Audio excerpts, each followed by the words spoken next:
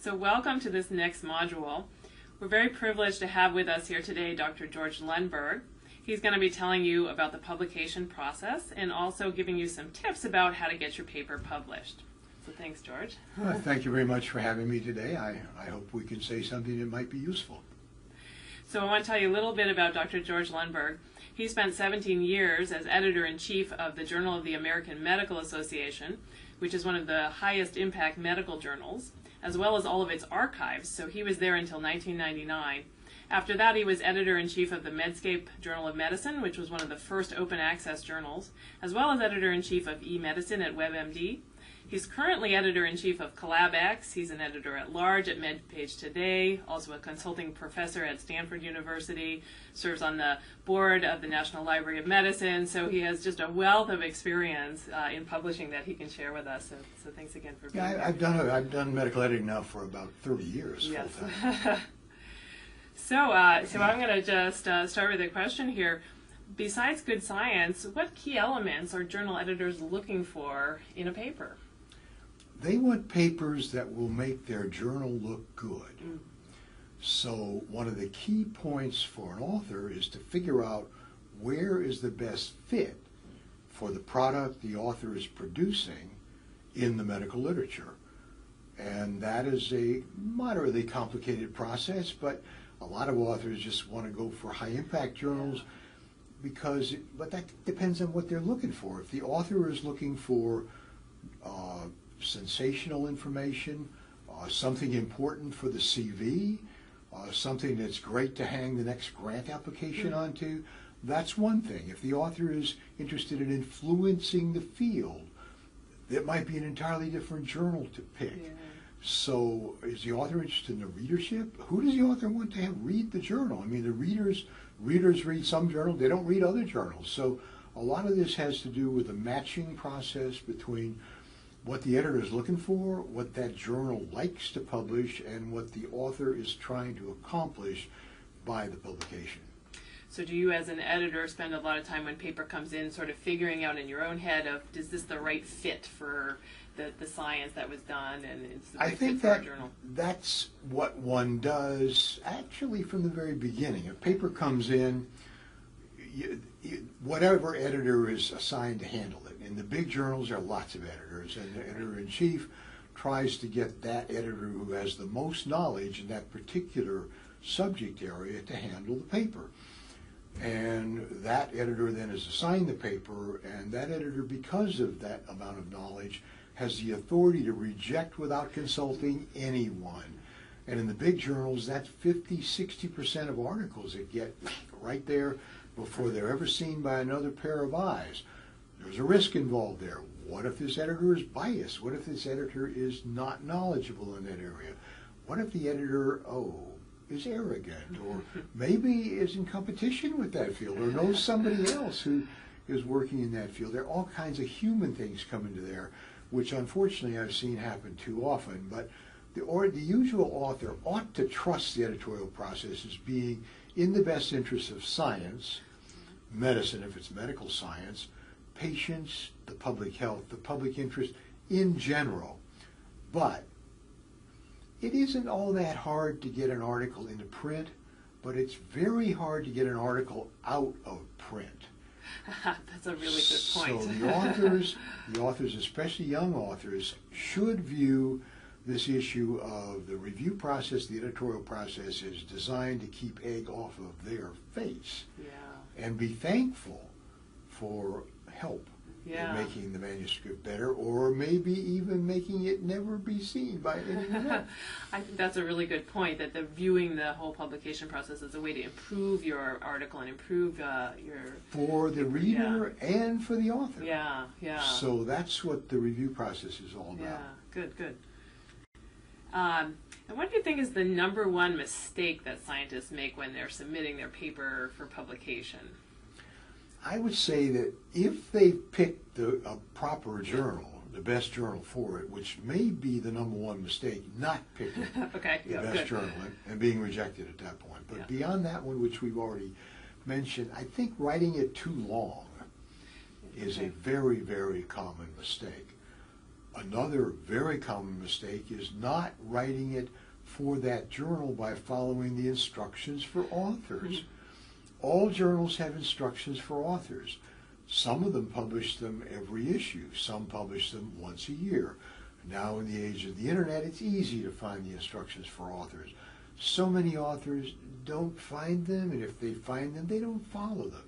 And the editor can smell that immediately. If this person didn't follow the instructions for authors, the editor wonders, well, if this author can't even follow the instructions for authors, why should I believe the content of the science? Maybe they're not very careful with the science either. So follow the instructions for authors.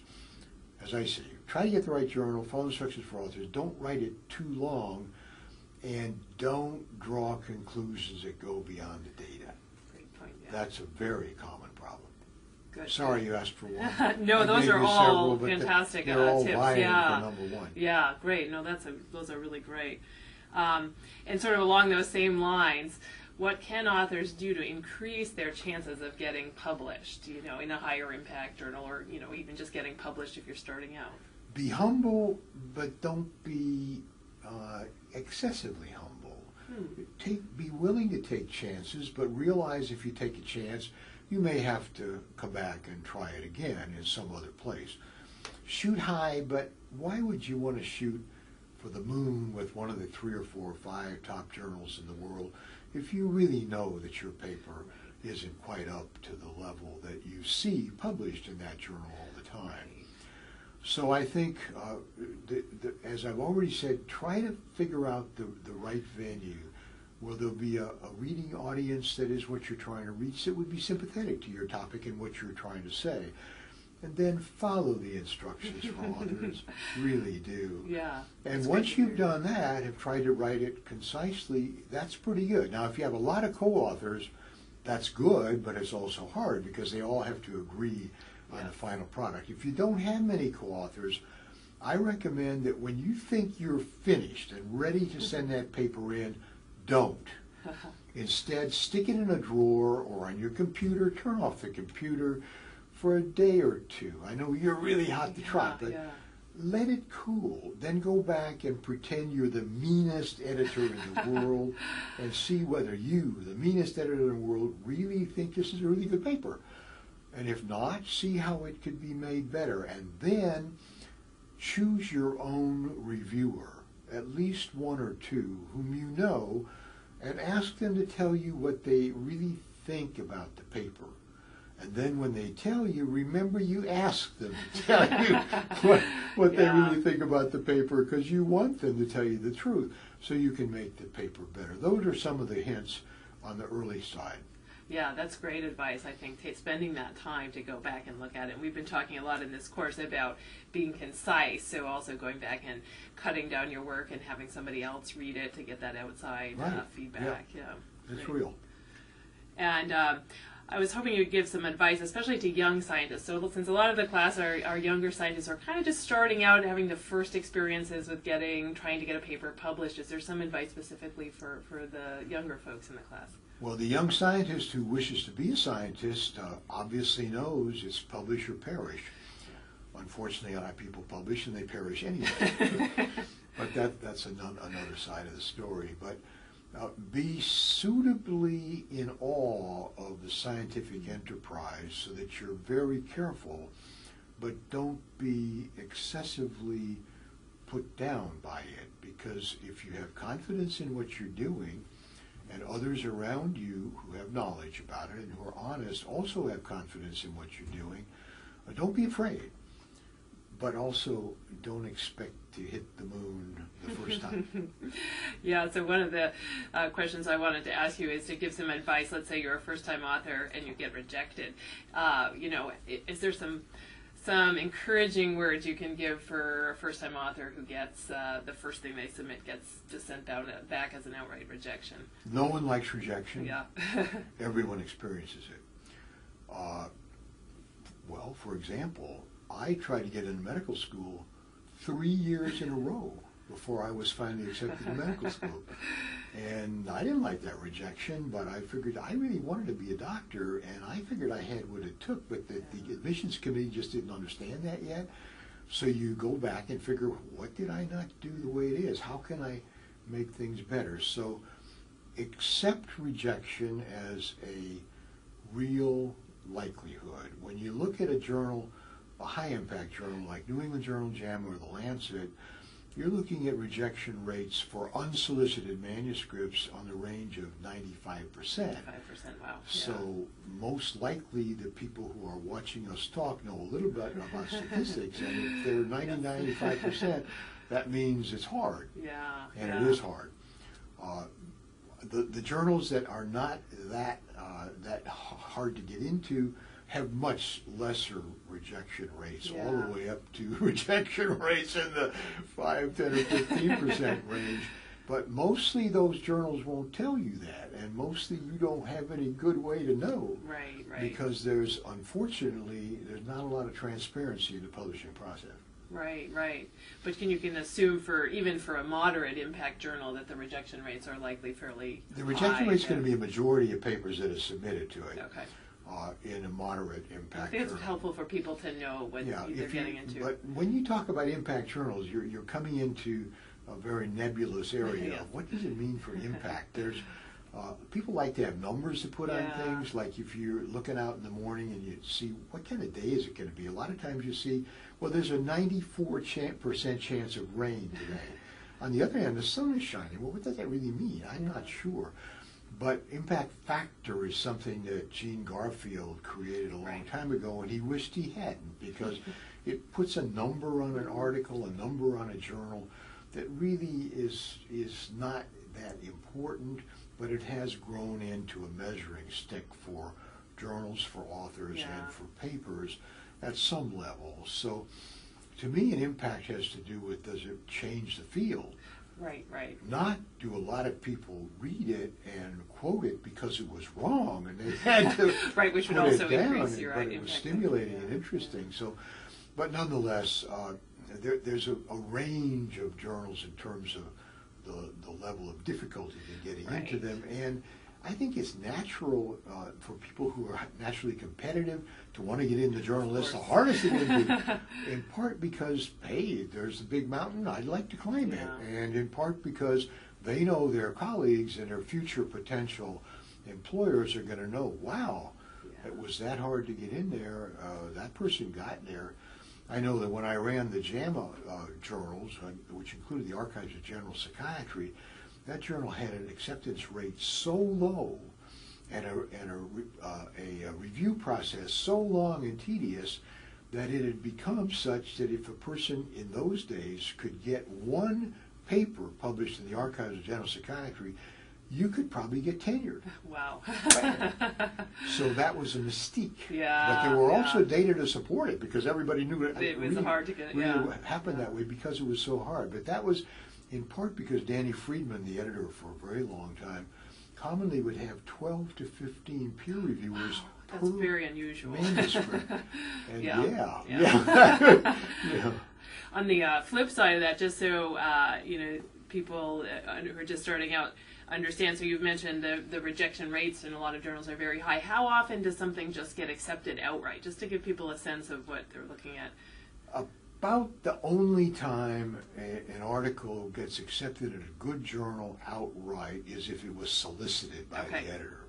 So you're usually looking at one of these reject but resubmit kind of, where you're beyond that. You're looking at one.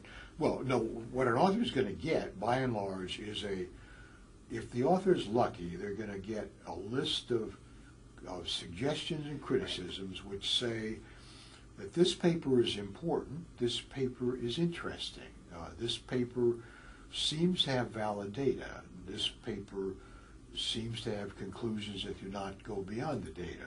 The subject matter is timely. It's subject matter of interest to the readers of the journal. I'm the editor speaking of that now. And it's timely. So we'll give it a priority. And that's the process the editor goes through with the reviewers to help decide whether this paper gets rejected instantly or accepted with minor revision, which does happen, but not often. Heavy scientific papers rarely get accepted with minor revision. There's usually rather a lot of revision. Right. Commentaries, viewpoints, opinion pieces, invited editorials, things like that can get accepted with very little change sometimes. But I don't think I ever wrote an editorial for JAMA myself that got accepted without revision. So that's good to know. Remember that? Yeah, yeah. I was the editor. Yeah. But I was generally intelligent enough and humble enough to let somebody else look at my stuff before I publish it, because I want somebody else to see it. And fortunately, that kept egg off my face most of the time. Right, not right. always. So in terms of if you get one of these back where there's a lot of revisions that are requested of you, and maybe it hasn't been rejected, but with the chance of resubmission, what is an author or a journal editor looking for when they get a paper back? I mean, what's the, what are some tips for how to respond to reviewers, and is there some kind of bar that you have in terms of like what do the authors have to achieve? Well, first off, the authors should be very pleased if the journal that they want their paper published in comes back and says, we're interested in this paper, and if you will do this, this, this, this, and this, we'd be happy to look at it again. But it is subject to additional review. Many authors think, they make the jump, the assumption that if they do what they're told to do, it will be accepted like that. No, it's always subject to additional review, but it's encouraging. Yeah, yeah. If an editor sends back such a review and has 2, 3, 4 reviewers, all of whom, anonymously usually, have listed what they think about the journal, about the article, and how it can be made better, and the editor has decided that these things can be encountered, they can be dealt with. Now, the author doesn't have to do everything the reviewers say, because the author may disagree strongly with some points, but the author either has to do everything the reviewers say or has to argue effectively as to why they did not do what the reviewers said, and then that's okay.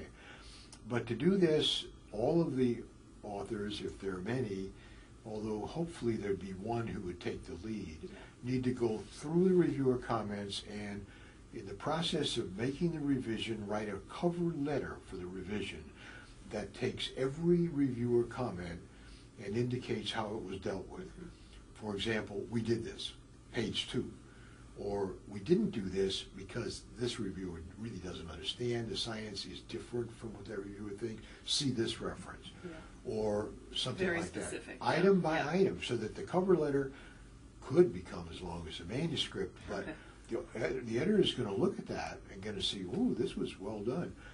But you better do what you say you did, because the editor is going to go back and see if you really did what you say you did. And I have to tell you, Kristen, sometimes authors don't. They said they did it, but if you check I have reviewed papers they really didn't do where that. that's been the case, yeah. Now, the stupidest thing an author or group of authors can do, in my view, is to take a manuscript that's been rejected but has been encouraged to be revised, get angry, get on your high horse and say, I know better than those reviewers, I don't want to go there anyway, we'll send it to another journal, and it's so much trouble to go through all those revisions, we're just going to send it on to another journal and see how it goes there.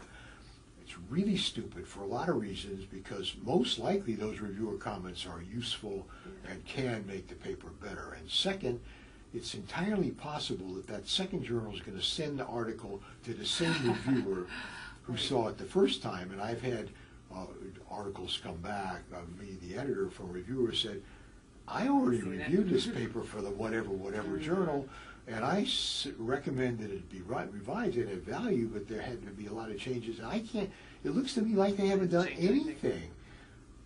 That editor kills that paper so fast, no chance, over. So you have to be, if you're not going to make a revision on it, you're going to have to be awfully lucky about where you send it the next time around. And you're really stupid if you do that. That's very good tip.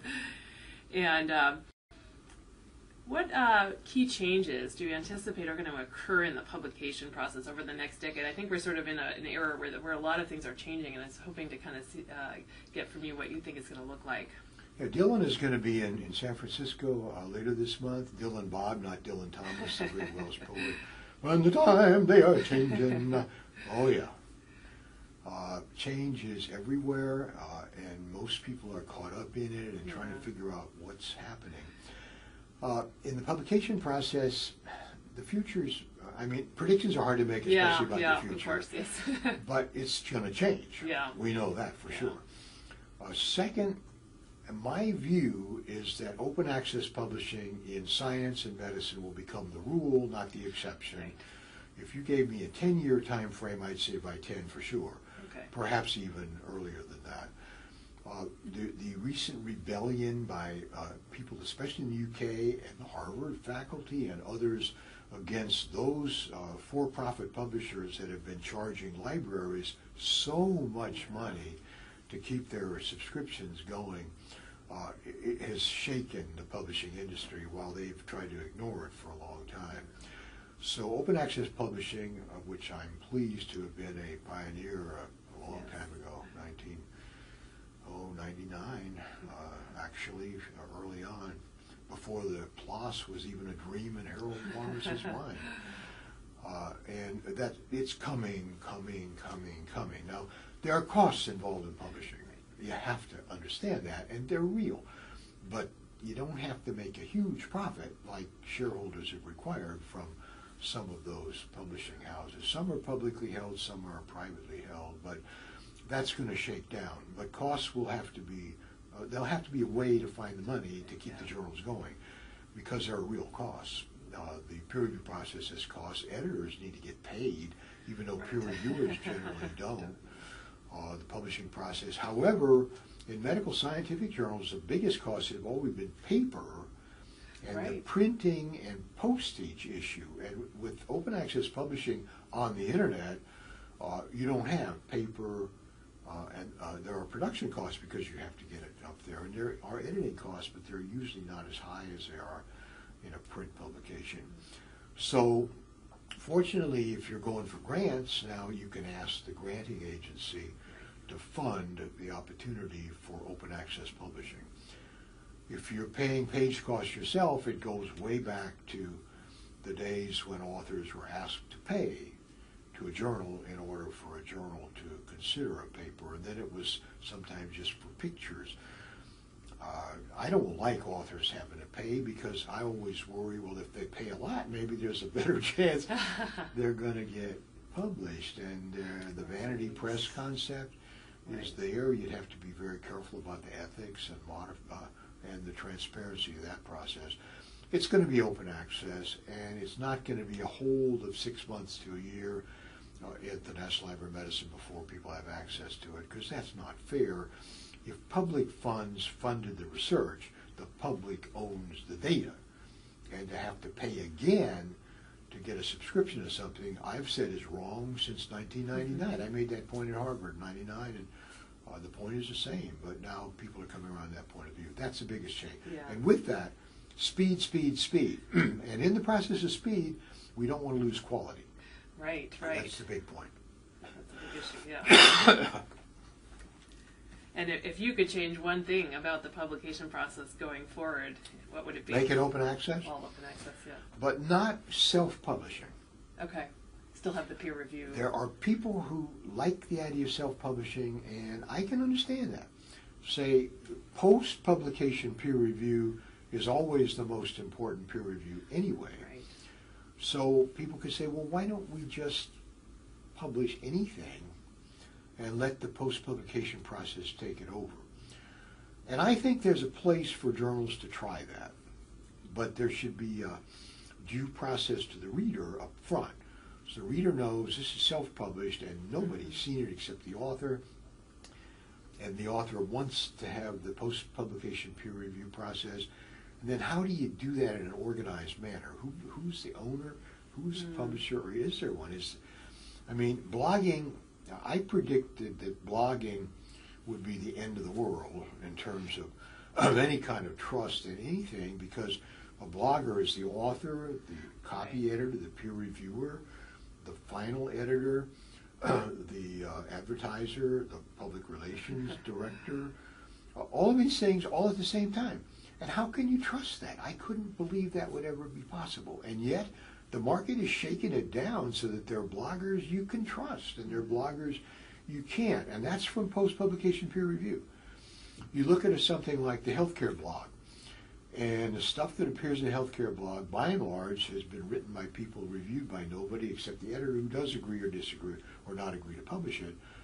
But it can be published very quickly, and then it stands on its own merit with the name of the author. If the author hasn't faked it, that's the other problem. You can fake it. And if there's not an editor shaking down who the real author is, how do you even know it's that person? Right. You can fake the whole thing. So but I was wrong. A lot of blogging has worked very well. Yeah. And so I don't know. As I say, the future's not that easy to predict. Yeah, great. But it's going to change, and it'll change a lot. Yeah. If you can give any last tips to the class, again, a lot of people trying to get published for the first time or follow the instructions for authors. Try to choose a journal that fits your study, your paper. Try to do what the editor wants you to do before the editor has even asked you, and that's the instructions for authors. And then have a couple of your colleagues who are your friends, who want to remain your friends, tell you what they think before you actually send it in. And then wait and see. I had the amazing good fortune to send my first paper with 3 co-authors to the New England Journal of Medicine, first ever, and it was accepted. Wow. With very little revision. Wow. But it was a spectacular paper based on cases. Yeah. And the cases were remarkable cases, and the editor understood that. But that's not what the average author is going to be likely to experience. Great. Okay. Well, thank you so much, Dr. George Lundberg, for being here with us today. I appreciate that very much, and thank you for bearing with us.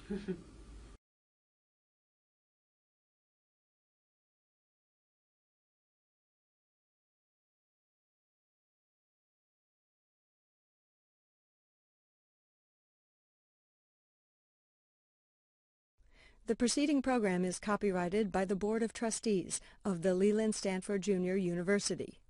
Please visit us at med.stanford.edu.